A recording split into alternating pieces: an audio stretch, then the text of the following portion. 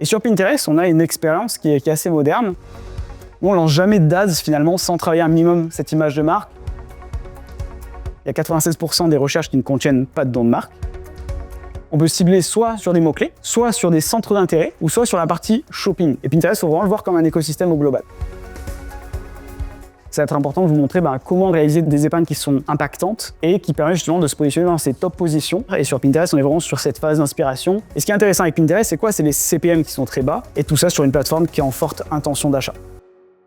Du coup, je vais enchaîner moi de mon côté sur la partie usage du search. On va vous faire un point de vue assez macro sur la partie search et comment justement Pinterest arrive sur cette partie-là, search tout simplement. Donc là-dessus, actuellement, on est dans un monde qui est en constante évolution, sur la partie search notamment, avec justement de plus en plus de recherches visuelles. Et c'est quelque chose qu'on voit énormément. Et ce qui est important de souligner, c'est quoi? C'est que le paysage du search, il évolue énormément. Notamment, pourquoi? Parce qu'il y a des personnes qui recherchent sur les moteurs de recherche de manière différente par rapport à avant.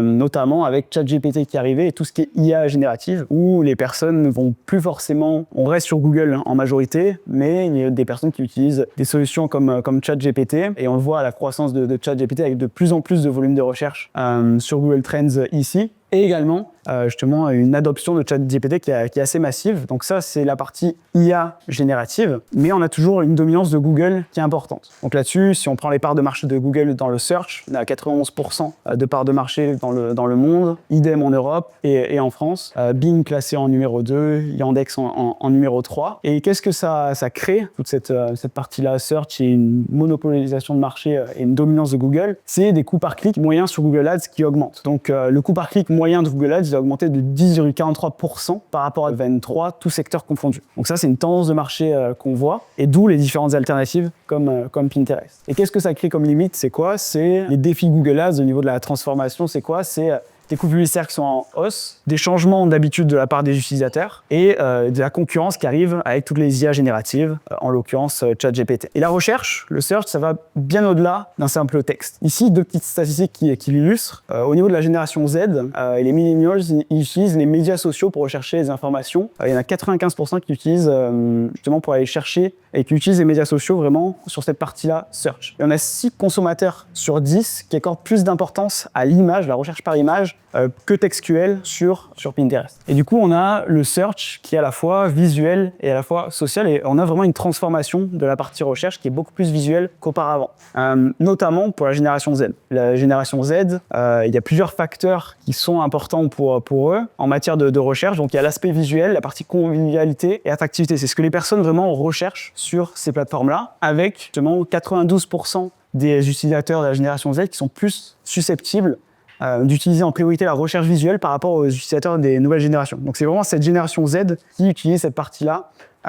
moteur de recherche un peu plus visuel, donc c'est de nouveaux usages. Et sur Pinterest, on a une expérience qui est assez moderne. Donc comme Jérôme l'a dit ce matin, il y a 96% des recherches qui ne contiennent pas de nom de marque. Les consommateurs sur Pinterest dépensent chaque mois 30% de plus que les utilisateurs d'autres plateformes, donc on cible vraiment une audience qui est assez CSP+, et 72% des recherches ne sont composées que de 1 à 3 mots. Donc on est vraiment sur des segments de recherche qui sont, on tape typiquement 1 à 2 mots sur Pinterest, alors que sur Google, on serait plus sur des mots-clés longue traîne. Donc cette partie-là search, elle est vraiment différente, et d'autant plus sur Pinterest. Donc on a des recherches justement qui découlent de la partie visuelle, où sur Pinterest, on tape un mot-clé, derrière on va s'inspirer sur une épingle, et on va chercher des épingles similaires pour vraiment travailler cette recherche visuelle. Et c'est pour ça que sur la partie try-on derrière, étude de cas, ça va être important de vous montrer comment réaliser des épingles qui sont impactantes et qui permettent justement de se positionner dans ces top positions, à la fois sur le feed principal qu'on voit ici, mais également quand on clique sur une épingle, on a une suggestion d'autres épingles qui apparaissent sur le feed, et ça c'est quelque chose qui est important à prendre en compte. Donc les méthodes de scroll sur Pinterest, donc on a le feed découvrir quand on ouvre l'app Pinterest, et à la fois la partie rechercher.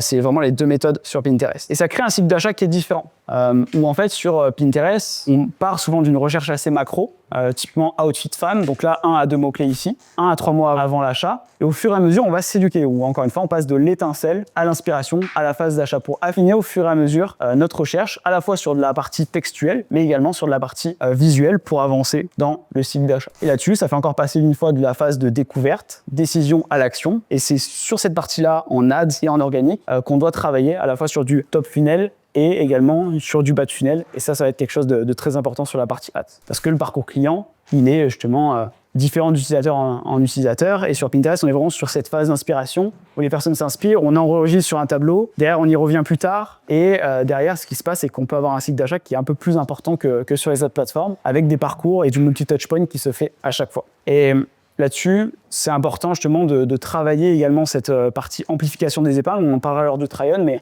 de pousser la partie organique, c'est quelque chose qui est important parce que les tops épingles organiques, on va pouvoir les pousser en publicité pour derrière avoir de bons niveaux de performance. Et encore une fois, c'est pour travailler des personnes en top funnel pour les faire convertir in fine. Pour justement faire passer cette personne-là de la partie découverte, inspiration à l'achat, il y a plusieurs types de ciblage qui existent sur Pinterest. On peut cibler soit sur des mots-clés, soit sur des centres d'intérêt, ou soit sur la partie shopping. Donc ça, c'est vraiment les 3 types de ciblage qu'on utilise sur du bas de funnel. Les mots-clés, ils sont super pertinents pour aller cibler des personnes justement qui sont intentionnistes. C'est des campagnes sur lesquelles on a de bons résultats, mais on peut être des fois un peu limité par les volumes de recherche. Les campagnes d'intérêt, campagnes assez larges, où on a de plus en plus de performances sur Pinterest. Et si vous avez un catalogue shopping assez large, de plus de 50 produits, la partie shopping est vraiment excellente. Et c'est vraiment au cœur des stratégies, et c'est ce qu'on verra juste après sur la partie try-on. Et je vous prends l'exemple ici de Spring. Donc Spring, c'est une marque de lessive éco-responsable livrée à la maison. Et là-dessus, qu'est-ce qu'a apporté Pinterest? Donc c'est des clients à nous chez Pinad. Ça a apporté justement des CPA 48% plus bas que sur les autres plateformes et des retours sur investissement 2 fois plus élevés que sur les autres plateformes. Pourquoi? Parce qu'en fait, on se positionne sur les 3 types de ciblage. Donc, les ciblages mots-clés. Donc, je vais partager les différents mots-clés sur lesquels on se positionne pour vraiment cibler les personnes qui changent de routine et d'habitude. C'est quelque chose qui est très important. Des ciblages par centre d'intérêt assez large et également la partie shopping. Donc, là-dessus, sur Spring, et comme sur tous nos clients, on travaille vraiment 3 aspects. La partie image de marque, donc ça, c'est comment on va établir les tableaux sur le compte. Ça, c'est vraiment la première étape très importante. Derrière, on travaille en parallèle l'organique, comme on l'a vu avec la session juste avant de Marion. C'est une partie très importante qui va potentialiser également la publicité. Et Pinterest, il faut vraiment le voir comme un écosystème au global. Et le compte Pinterest de Spring, à quoi il ressemble?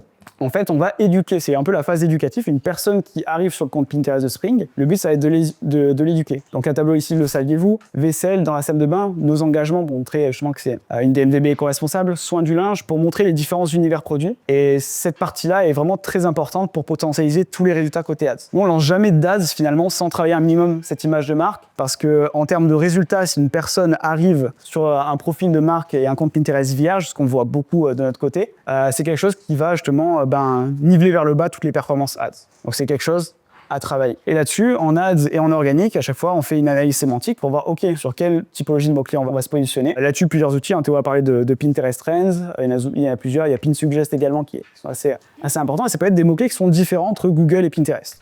Et pour Spring, en l'occurrence, on va se positionner sur lessive éco-responsable, produits de nettoyage naturel, lessive maison do it yourself. Donc, énormément de mots-clés pour couvrir toute la sémantique en SEO et derrière en ads également. Donc, ça, le but, ça va être de l'appliquer après sur vos différentes marques. Et ça peut être des mots-clés, encore une fois, qui peuvent être un peu différents par rapport à Google. Ici, un autre exemple avec Homa Days, anciennement QQ by Blondie. Donc, une marque assez intéressante. Pourquoi? Parce qu'au démarrage, on a lancé avec un mix média plus important sur Pinterest que sur Meta. Donc, à ce niveau-là, qu'est-ce que ça a donné? Pourquoi? Parce qu'en fait, on va cibler les femmes qui recherchent des tutos coiffure et on va se positionner en première position pour cibler uniquement les blondes sur cette catégorie de produits. Et ce qui est intéressant avec Pinterest, c'est quoi? C'est les CPM qui sont très bas, des coûts de diffusion qui sont bas, et ça a donné du coup des CPC 4 fois plus bas que sur les autres plateformes, avec des retours sur investissement moyens plus élevés, parce qu'on cible exactement la cible de Pinterest, c'est-à-dire principalement des femmes et de plus de 25 ans. Donc idem, l'écosystème de compte, on joue sur le storytelling, remède de grand-mère, blond jeunesse, notre histoire, vos retours, pour vraiment éduquer. C'est cette partie-là organique qui est très importante pour ça, pour éduquer et se positionner sur toute la partie SEO. En termes de mots-clés, on se positionne sur des mots-clés autour des routines cheveux. Il ne faut pas rester cantonné juste aux mots-clés de marque, mais des fois aller un peu plus loin.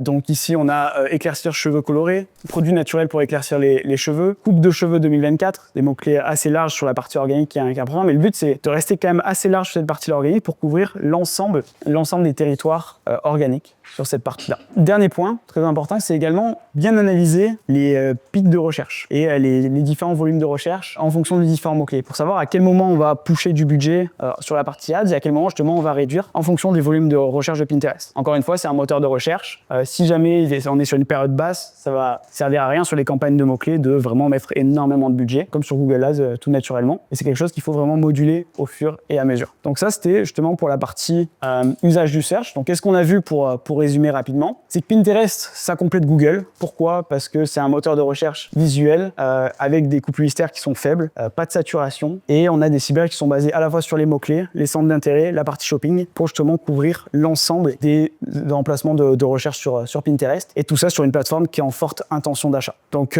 là, c'était sur cette partie usage du search. Le but derrière, ça va être de vous montrer sur la dernière partie comment on l'applique sur les comptes Pinterest avec la partie justement plus pratique. Et ça sera l'intervention que je vais faire juste après. Et en attendant, du coup, je vous laisse avec Amandine sur la partie créative.